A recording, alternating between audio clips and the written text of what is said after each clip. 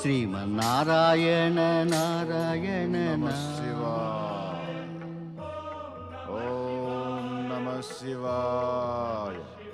ఓం నమ శివాయ. ఓం నమ శివాయ. నారాయణ నారాయణ. దైత్య గురువు శుక్రాచార్యుడు శివారాధన చేయుచున్నారా? కాదు కాదు, శివారాధన చేయుట లేదు. వీరు ఏదో ఆలోచనలో మునిగి ఉన్నారు. ఓం నమ శివాయ. ఆయన నోట అవశ్యము శివనామము వెలువడుతున్నది. కానీ మనస్సు ఏదో సమస్యలో ఇరుక్కొని ఉన్నది. ఓం నమ శివాయ. అందుకే ముఖముపై నిరాశాభావము అలముకొని ఉన్నది. నారాయణ నారాయణ. నడు నారద, వెళ్ళి అది తెలుసుకొనిదము. దైత్యగురు శుక్రాచార్యుని బాధ ఏమిటో పద. ఓం నమ శివాయ. ఓం నమ శివాయ. ఓం నమ శివాయ. ఓం నమ శివాయ. నారాయణ నారాయణ. దైత్యగురు శుక్రాచార్య, నారదుని ప్రణామములు స్వీకరించండి. చెప్పు, ఏం ప్రయోజనమునకై వచ్చినావు? నారదునికి సదా ఒక్కటే ప్రయోజనముండును దైత్యగురు, అదే పరులహితము.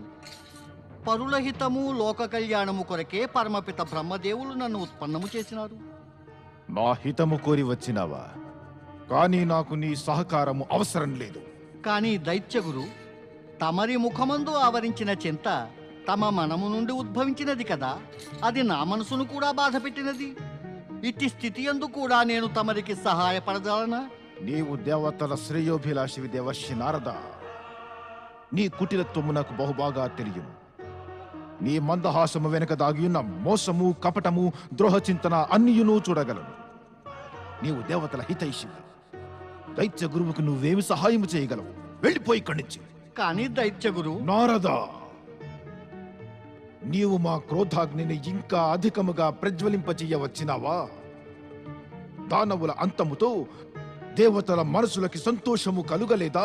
నిన్ను పంపినారు మమ్ము పీడించుటకు. దేవతలు తమని అజేయమనుకుడుచున్నారా? నిన్ను పంపినది పరాజిత దానవుల గురువుని అపహాస్యము చేసేందుకా? కాదు దైత్యగురు, కాదు. తమరు భ్రమపడినారు. తమరి క్రోధము ఎండుటాకుల వలె త్వరితముగా అగ్నిని రాజేయుటలో తోడ్పడును.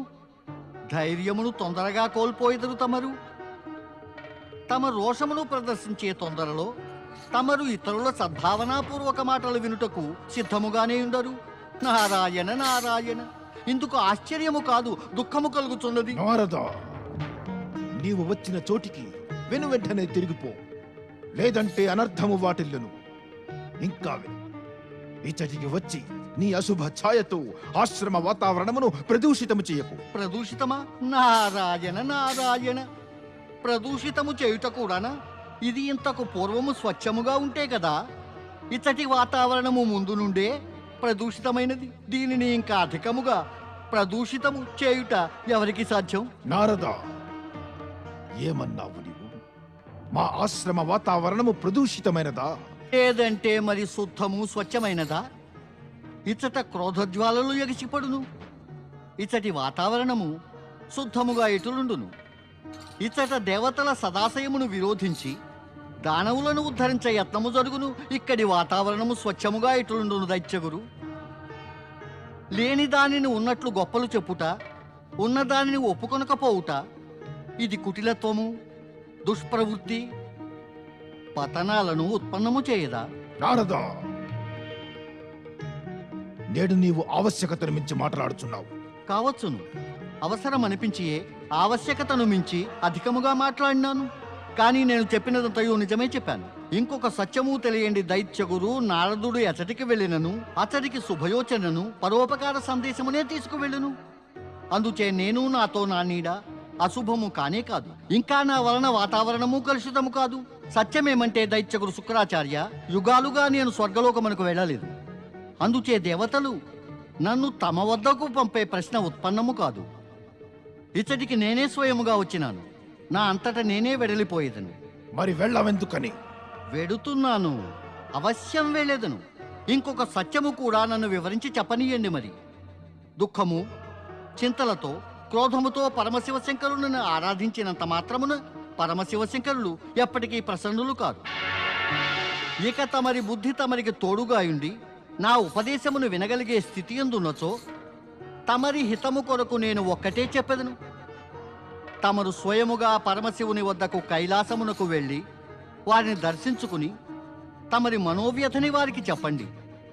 తమరు శివారాధన చేసి అనేక సిద్ధులు ప్రాప్తించుకున్నారు. మరి కైలాసమునకు వెళ్ళేటందుకు సంకోచమెందుకు? నారాయణ నారాయణ.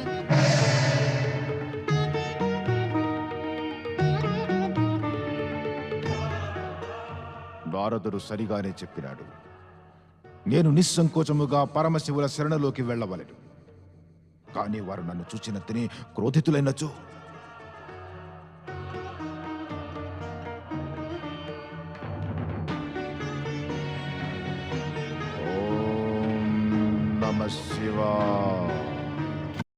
ఓం నమ శివాయ. ప్రణామం దేవర్షి. శుభమస్తు. దేవర్షి, తమకు కైలాసమునకు స్వాగతము. స్వాగతమా? కైలాసమునకు స్వాగతమా? నారాయణ నారాయణ. నందీశ్వర, ఇక పరమశివశంకరులు పార్వతీమాత లేనప్పుడు అటువంటప్పుడు ఈ శూన్య స్వాగతముతో మనసుకి ఆనందము కలుగదు. తమరు చింతించకండి దేవర్షి, వారు గగన విహారమునకు వెళ్ళినారు. ఇప్పుడే తిరిగి రావచ్చును. భృంగి, పరమశివశంకరులు పార్వతీమాత గగన విహారమునకు వెళ్ళినారని నాకు తెలిసిన నేను వారి దర్శనము గగనమందే పొందేడి వారును. వారి దర్శనానికై తమరు ప్రతీక్షించవలే దేవర్షి. లేదు భృంగి, నేను ప్రతీక్షించే అవసరము లేదు. నేను వారిని గగనమునందే వెతకదను. నేను వెనువెంటనే వారిని కలియుట అతి ఆవశ్యకము. నారాయణ నారాయణ. పరమశివ శంకరులకు పార్వతీ మాతకి.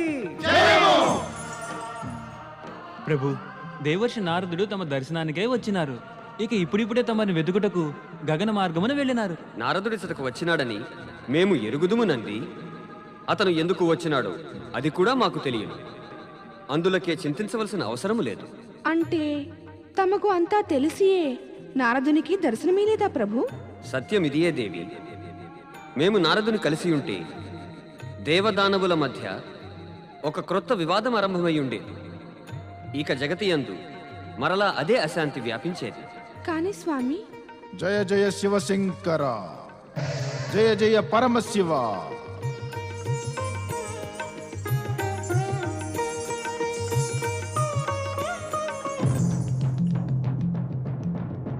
నా అపరాధమును క్షమించండి విశ్వేశ్వర. తమకొక విషయం నివేదించే ఉపస్థితుడనైనాను. తమరి ఈ భక్తుని పైన దయాదృష్టిని ఉంచండి ప్రభు. దయాదృష్టి నీపైన? నీవు మా నుండి దానవుల ఉద్ధరణకై ఆశ్వాసన మడుగవచ్చినావు. ఈ అసురులు నిర్బలులైన పెదప సర్వత్రా శాంతి నెలకొని ఉంది. ఆ శాంతిని భంగము చేసి దేవదానవుల మధ్య సంఘర్షణకు సూత్రధారుడు అవుదామనుకుంటున్నావా? దానవుల ఉద్ధరణతో సంఘర్షణ ఎలా కలుగును ప్రభు? ఇప్పుడు శుక్రాచార్యుని వంటి జ్ఞాని సముఖాన దానవుల ఉద్ధరణతో పరిణామము ఏమగునో అదీ స్పష్టముగా తెలియచేయవలెనా? దుష్ప్రవృత్తితో నిండిన అహంకారులు, కాముకులు, క్రోధులకి ఉద్ధరణ కలిగించినచో వారింక శాంతముగా కూర్చుని ఇందురా? ఉండరు. వారు స్వయముగా శాంతముగా ఉండరు. ఇంకా అన్య ప్రాణులను కూడా శాంతముగా ఉండనివ్వరు. మదాంధకారముతో వారు తమ శక్తిని దురుపయోగపరిచేందుకు ఎప్పుడూ వెనుకాడరు. వారిట్లు చేయుటతో, దుర్వ్యవహారముతో అశాంతిని ఎల్లడలా వ్యాపింపచేయుదురు. ఏమి దైత్యగురు, నీ కోరిక ఇదేనా? జగతిలో అశాంతి కావాలా? అశాంతిని ఎవరూ కోరుకున్నారు పరమశివ. కోరుకొనెదరు. దైత్యులు సదా అశాంతిని కోరెదరు. అటుల అశాంతిని కోరెడి వారి ఉద్ధరణ జరగకపోవడం నందే జగత్ కళ్యాణముండును. జగత్ కళ్యాణమును కాంక్షించేడి వారు దైత్యుల ఉద్ధరణాకాంక్షని ఎటుల కాంక్షించగలరు? అది ఎటుల ఉన్నను ప్రభు. దైత్యులు, దానవులు, అసురుడు ఈ సృష్టి అభిన్న అంగములు. వారికి కూడా తమ వికాసము, ఉత్కర్షలకు అవకాశము లభించవలే కదా. ఈ సృష్టి అభిన్న అంగములు కంకర, బండరాళ్ళు, ఇంకా కంటకములు కూడా, విషపూరిత హింసాత్మక ప్రాణులు కూడా సృష్టి యొక్క అభిన్న అంగములే. అయినచో వీటి ఉద్ధరణకి అవకాశం కల్పించవలెనా? ఉద్ధరణ వాస్తవమునకు జరగవలసినది సృష్టి కొరకు శుభము, కళ్యాణము చేయువారికి. అభిన్న అంగముల గొప్పదనము, వాటి యొక్క ఉపయోగము సదాశయములను బట్టి చూడవలెను శుక్రాచార్య. దానవులను ఉద్ధరించడం అనగా నిశ్చయముగా పృథ్వీపైన అశాంతిని ఉత్పన్నము చేయుటయే. అందుచేతనే మేము నీ ఆరాధనకు సమాధానమియ్యలేదు. మహేశ్వర, దైత్య గురువునై ఉండి కూడా నేను దైత్యుల హితమునకే ఏమీ చేయలేకుండచు ఇక నేను గురువున గుటిలో అర్థము ఏమియుండును మహేశ్వర? ఈ జగతి యందు నా జీవితము అనావశ్యకమో నిరర్థకమో అయినా దీనిని అంతం చేసి ఎండు మహాదేవ. ఇప్పుడే దీన్ని అంతమొందించండి. తమరు తమ పరమ భక్తుడు శుక్రాచార్యుని జీవితాన్ని ఇచటనే కైలాసమందు ఆహుతినియ్యండి. నన్ను సమాధి చేసి ఇయ్యండి.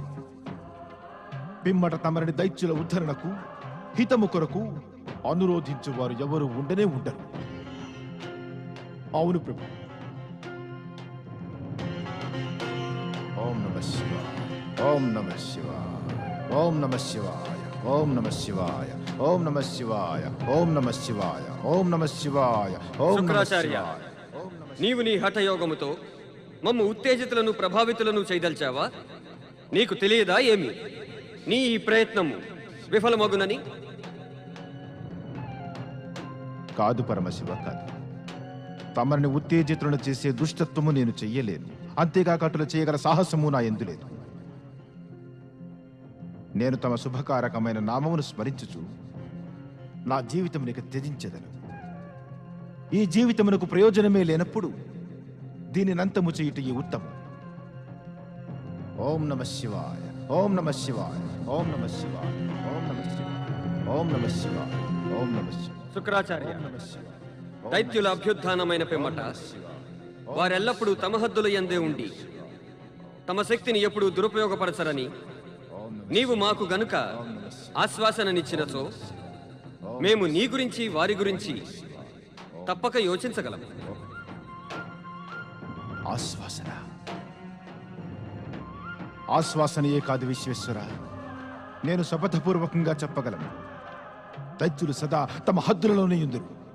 ఆలోచించు శుక్రాచార్య, వాస్తవమును దృష్టిలో ఉంచుకుని యోచించు. దైత్యరాజు జలంధరుడు నీ ఆజ్ఞని పాలన చేసినాడా? ఆ శుంభనిశుంభులు నీ వశమందే ఉండినారా? ఇక హిరణ్యకశిపునితో నీవే స్వయముగా విసుగు చెంది ఉండలేదా? దుష్ట ప్రవృత్తి కల దైత్యులు ఒకమారు శక్తిని సంప్రాప్తించుకున్నారనినా ఎట్టి నియమము ఆదేశములను పాటించనే పాటించరు. వారి అహంకారము వారికన్నా ముందుగా పయనిస్తుంది. ఈ అనుభవం మాకే కాదు, నీకునూ కలిగినది. ఆ మాటకి దానవులే ఎలా? విష్ణు భక్తులు దేవతలపైన ద్వేష కారణమున స్వయముగా నీవే మారిపోవచ్చు. దుఃఖితుడవు కావలసిన పని లేదు. ఇదంతా జరిగిన పిమ్మట కూడా మేము నీ అనురోధముపై యోచన చేసేదాం. ఇంకా బ్రహ్మ విష్ణువులను సంప్రదించి ఉచితమైనదేదో అది చేసేదము. శుక్రాచార్య, ఇప్పుడు నీవు నిరాశపడవలసిన ఆవశ్యకతయే లేదు. ఎందుచేతనంటే దానవుల ఆదిపురుషుడు ధనువు పృథ్వీపైన ప్రత్యక్షమగుటకు ఇప్పుడు అధిక సమయం పట్టదు. పాతాళము నుండి పృథ్వీపైకి వచ్చినంతనే అతను తన ఉపస్థితిని నీకు తెలియచేసేదను. అప్పుడు మా ఆదేశమును పాటించు బాధ్యత నీదే అగును. జయం, జయము మహాదేవా, జయము. పరమ శివశంకరులకు జయము, కైలాసపతి మహేశ్వరులకు జయము. తమరి ఆదేశము నేను పాటించదను, అవశ్యము పాటించదు మహేశ్వర. దానవుల ఆదిపురుషుడు ధనువు ఆగమన మార్గము సుగమము చేయుట తమరికి ఉచితము కాదు స్వామి. అటుల చేసి దేవతలకు మానవులకు కూడా తమరు సంకట పరిస్థితిని కలిగించినారు. దేవి పార్వతి, సంకటపూరిత ఈ స్థితియే నీకు శక్తిని పరీక్ష చేసుకుని అవకాశమును కలిగించును. అందుచేత నీవు జనకల్యాణ నిమిత్తము ఇప్పటి నుండి సిద్ధముగా ఉండవలె.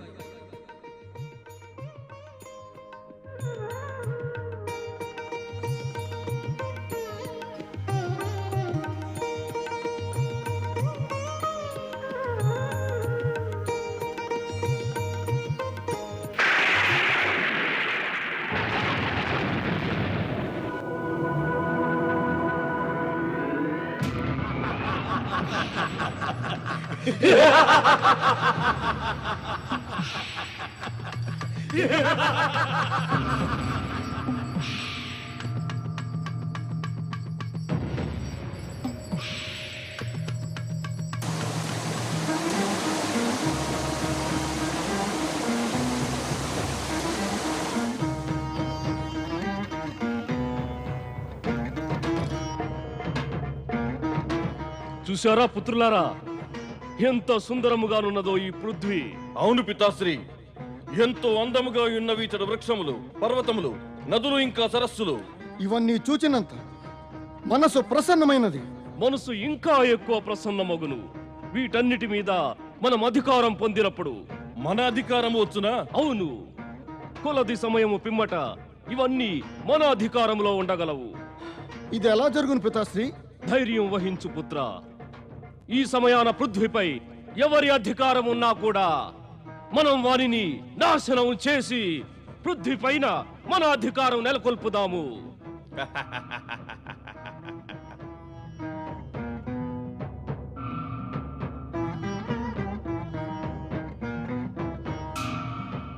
పైన ఏమి చూస్తున్నారు పితాశ్రీ?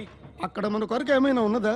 అవును, అక్కడైతే ఇక్కడ కన్నా అధికముగానున్నది.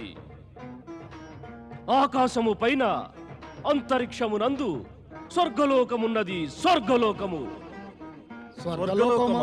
అవును, అక్కడ దేవతల నివాసం ఉన్నది.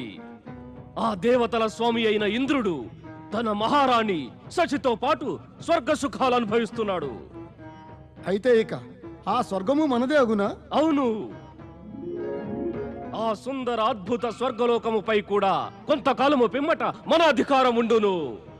మనం మన బాహుబలముతో దేవతలను అంతమొందించి స్వర్గలోకముపై మన అధికారము స్థాపించదము. మన అధికారము స్థాపించదము.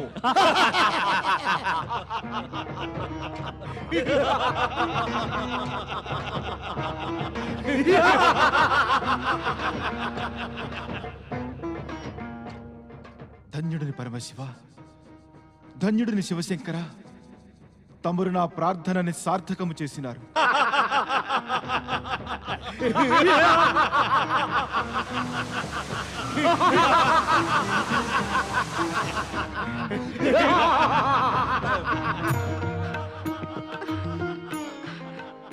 స్వామి, స్వామి, తమరు రాక్షసుల ఈ భయంకర అట్టహాసములు వినుచున్నారా? శుక్రాచార్యుని కాంక్ష పరిపూర్ణమైనది. ఈ భయానక అట్టహాసమును ఆకాశమును చీల్చివేయుచున్నవి. అవును దేవి, ఈ ముగ్గురు మహాదానవులు పాతాళము నుండి బయటకు వచ్చి పృథ్వీపైన ప్రత్యక్షమైనారు. ఇవి వారి అట్టహాసములే దేవి. అంటే ఇప్పుడు మరలా పృథ్వీ స్వర్గలోకములందు ఈ దానవుల అత్యాచారములు ఆరంభమగునా? మరలా అశాంతి వ్యాపించునా? ఇక మరలా అదే దేవదానవ యుద్ధము ప్రారంభమగునా? పృథ్వీలోకమందలి మానవులు పీడించబడుదురా? తమరు చూచుతూ ఉందురా? దేవి, శుక్రాచార్యుని తర్కము సరి అయినదే. దానవులు కూడా సృష్టిలోని అభిన్న అంగములు. దానవుల ఉత్కర్ష సృష్టి నియమములను అనుసరించియే జరుగుతున్నది. ఇక వీరెప్పుడైనా హద్దులను ఉల్లంఘించినచో దండనను అనుభవించేది. ఈ సంకేతమును మేము ముందుగానే ఇచ్చి ఉన్నాం.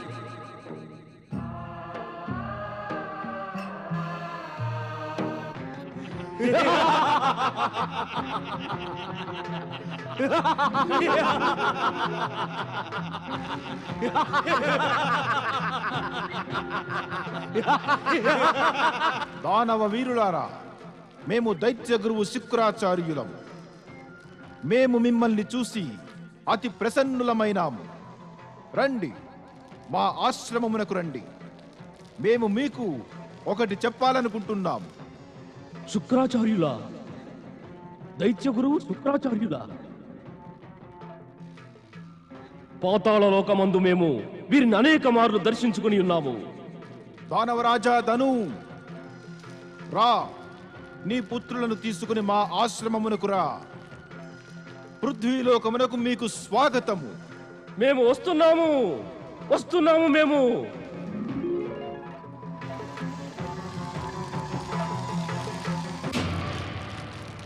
ప్రణామం దైత్య గురు.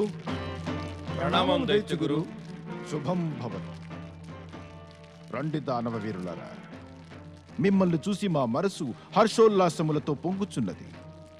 మేము తమరి దర్శనము పొంది ప్రసన్నులమైనాము దైత్యగురు. ఇది ఎంతయు పరమేశ్వరుని కృపయే. వారి కృప వలననే మీరు పృథ్వీపైన ప్రత్యక్షమైనారు. కనుక మీరు వారి ఆదేశాన్ని పాటించవలసి ఉన్నది. ఆదేశమా? ఎట్టి ఆదేశము దైత్యగురు? మీరు మీ హద్దులలోనే ఉండాలి. మీరు పృథ్వీలోకమందు ఏ ప్రకారమైన అత్యాచారమును చెయ్యరాదు. మీ కృత్యములతో ఎవరికీ కష్టమును కలగజెయ్యరాదు.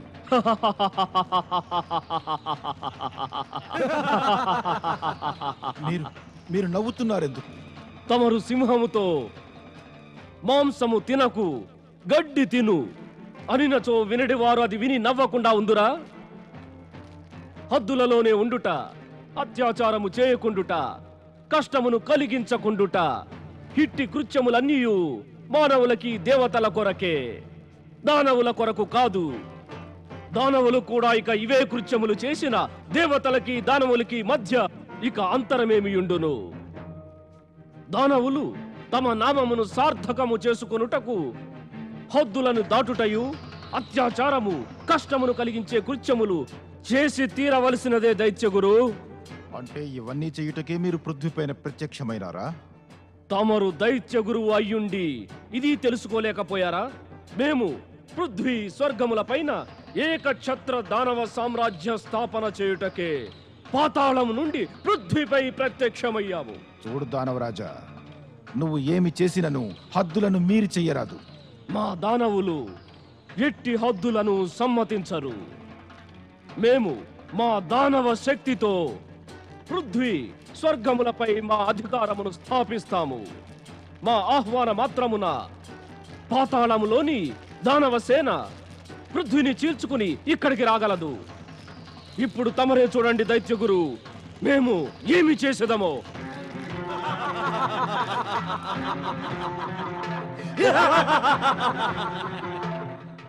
వీరు పరమశివుల ఆదేశమును ఉల్లంఘించుటకే సంసిద్ధులైనారు.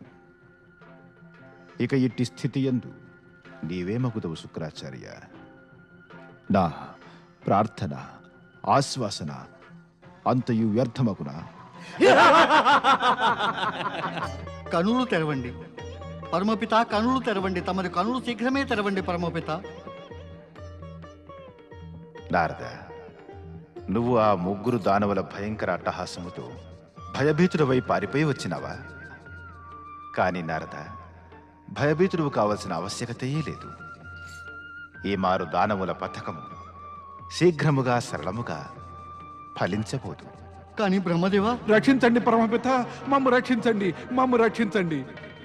దానవుల ఆది పురుషుడు ధనువు పాతాళ లోకము నుండి తన పుత్రుల సహితంగా స్వర్గము వైపునకు వస్తూ ఉన్నాడు.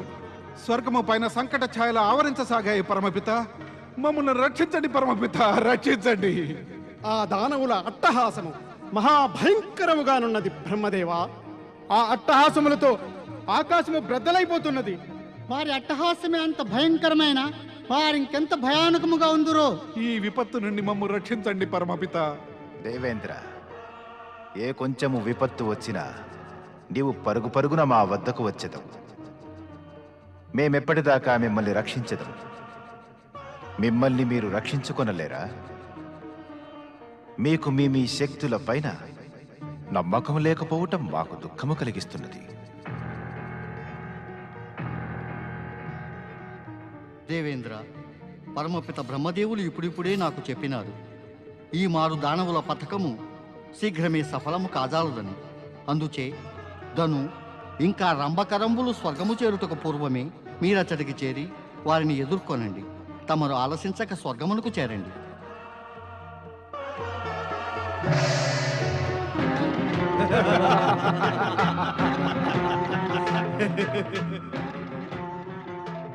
పాతాళ సేన ప్రత్యక్షమగుగాక.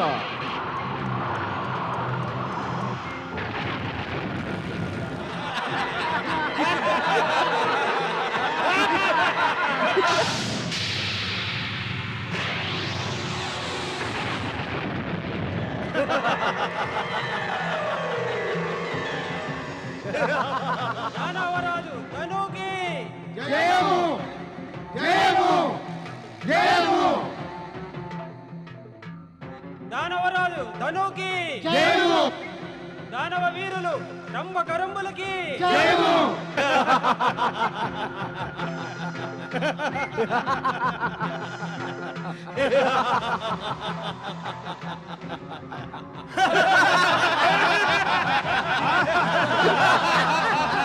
వరుణదేవ, అగ్నిదేవ, వాయుదేవ, తమ తమ దివ్య శక్తులతో ఈ దుష్టదానవులను నాశనము చేయండి. వీరికి స్వర్గము సమీపమునకు వచ్చే అవకాశము కూడా రానియవద్దు.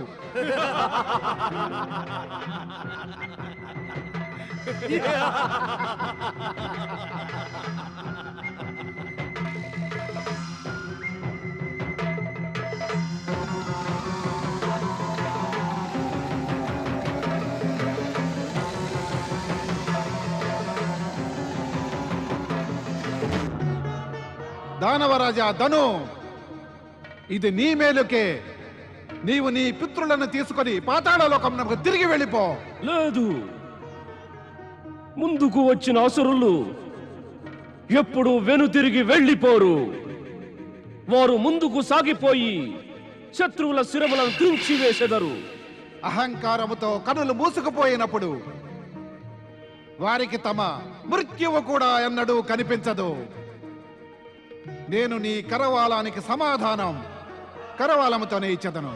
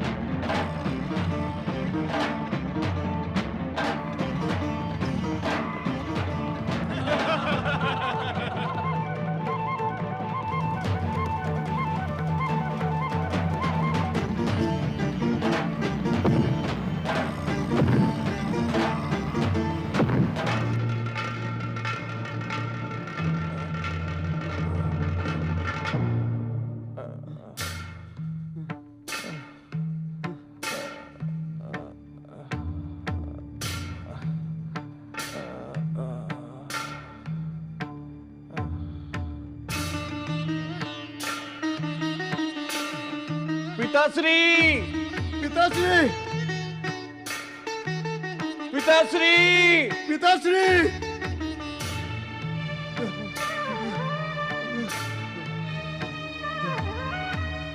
పితాశ్రీ, పితాశ్రీ, పితాశ్రీ, కన్నులు తెరవండి పితాశ్రీ, పితాశ్రీ, పితాశ్రీ, కన్నులు కన్నులు తెరవండి, తెరవండి, లేవండి పితాశ్రీ, కన్నులు తెరవండి, పితాశ్రీ, పితాశ్రీ, లేవండి, లేవండి, లేవండి పితాశ్రీ, కన్నులు తెరవండి, తెరవండి పితాశ్రీ, పితాశ్రీ, లేవండి, కన్నులు తెరవండి పితాశ్రీ.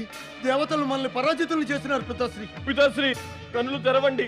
పితాధను, కన్నులు తెరవండి. పితాశ్రీ, పితాశ్రీ, పితాశ్రీ, పితాశ్రీ, పితాశ్రీ, రంభ, ఆ పితాశ్రీ, కరంబ, చెప్పండి పితాశ్రీ.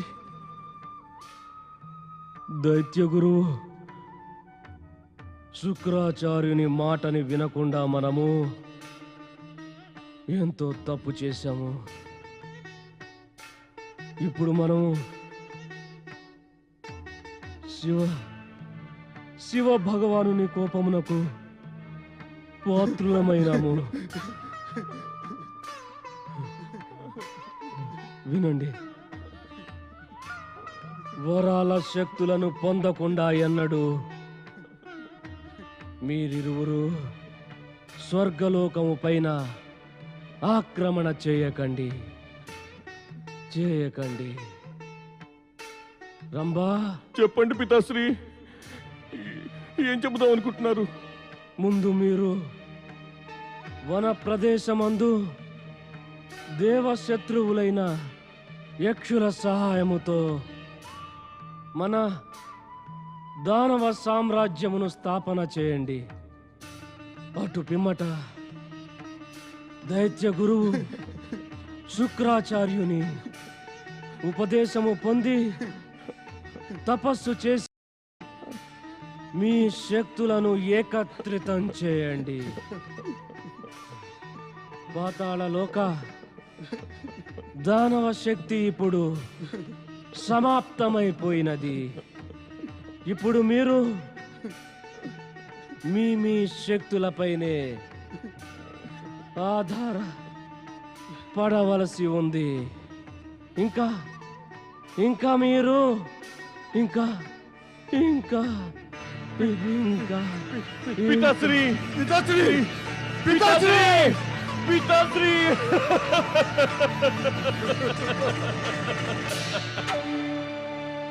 పితాశ్రీ, మేము తమరి ఇచ్చని అవశ్యం పూర్తి చేసేదము.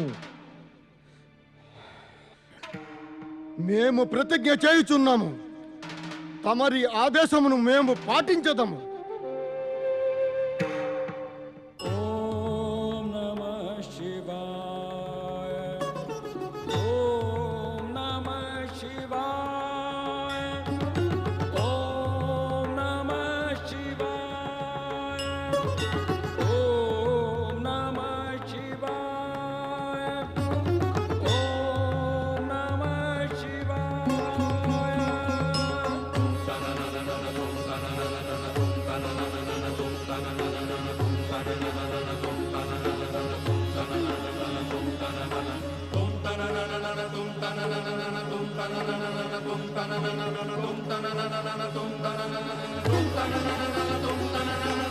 tum